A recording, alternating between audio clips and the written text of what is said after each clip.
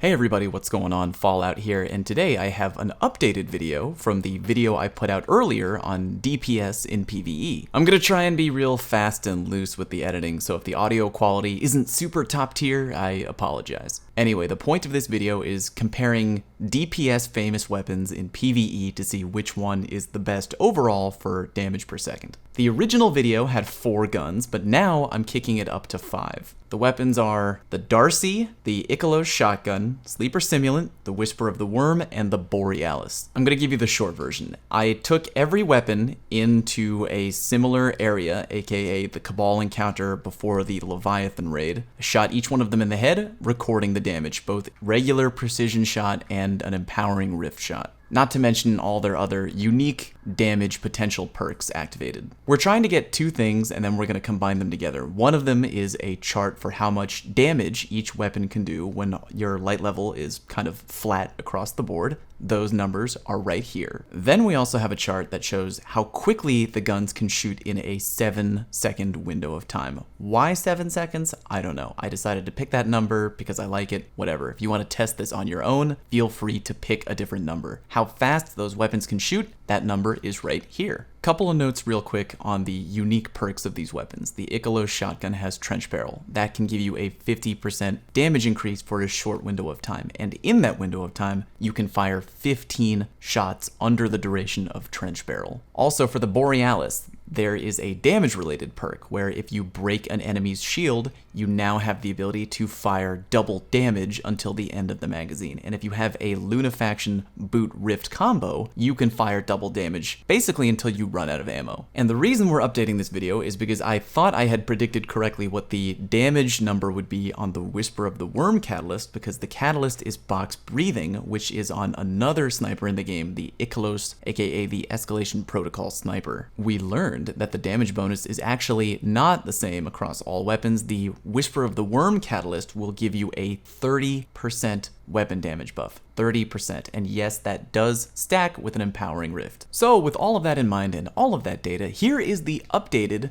DPS for each gun in a 7-second window of time. Now technically, the winner of the DPS contest here is the Ikelos shotgun, but I'm sort of not counting that. I'm putting it into its own separate category. Well, Fallout, why are you doing that? Well, because it's a shotgun. And I mean, the test I had in mind was again fighting like a big boss that you could not approach easily with an up-close and personal weapon like a shotgun. I wanted it to kind of be the snipers. I'm just putting the Ikelos shotgun in there because I know if I don't, someone's gonna bother me about it. So the shotgun wins for the DPS category. Barely, but let's put that in its own category for a minute. Take that out of the equation. With the shotgun gone, the winner of the DPS for the long-range weapon category is the Darci. Now, before you go into a raid and your teammate puts on the Whisper of the Worm and you laugh at them and go, "Oh, you casual. You don't even know that the Darci is the best weapon for long-range DPS." It's very good. I'm not going to put down the Darci. It's an awesome weapon, but there's something that the Darci cannot bring to the table that the Whisper of the Worm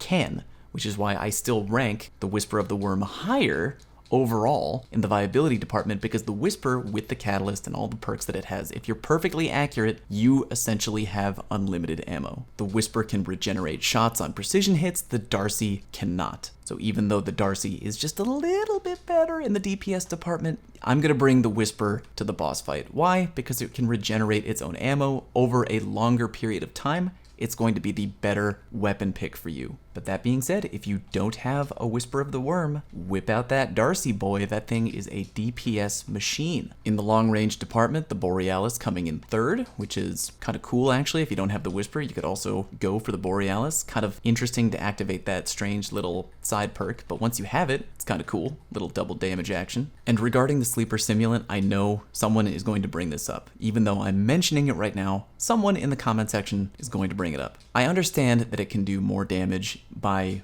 ricochet shotting, but it is very difficult to measure the amount of damage that you can pull off with a Sleeper Simulant if you get the exact perfect ricochet angle. This is just taking into account if you were to take the Sleeper and shoot someone directly in the critical spot without trying to calculate a ricochet round, which would take a long time to do. Not necessarily, it's something you wouldn't be able to do effortlessly on the fly like you would with a sniper being able to just shoot someone right in the face. Anyway, I hope that makes sense. Here is your updated DPS calculation comparison in a 7-second window for PvE. Thanks very much for watching this video. Sorry you guys that I had to make an updated version. I took the old one down. I just wanted to make sure we all had the perfect, exact, up-to-date information. I didn't want to feel like I was bamboozling anybody with not perfect info. We got to be optimal with the information around here, right? You know what I'm talking about. Anyway, thank you. Go ahead and subscribe to my channel. If you haven't done so already, I would greatly appreciate it. And also, please do me a favor and check me out on Twitch if you want to hang out while I play live. Be sure to thumbs up this video if you like this content and if you would like me to make more PvE content moving forward. Thanks everybody, have a great weekend. Hope you learned something. See you next time.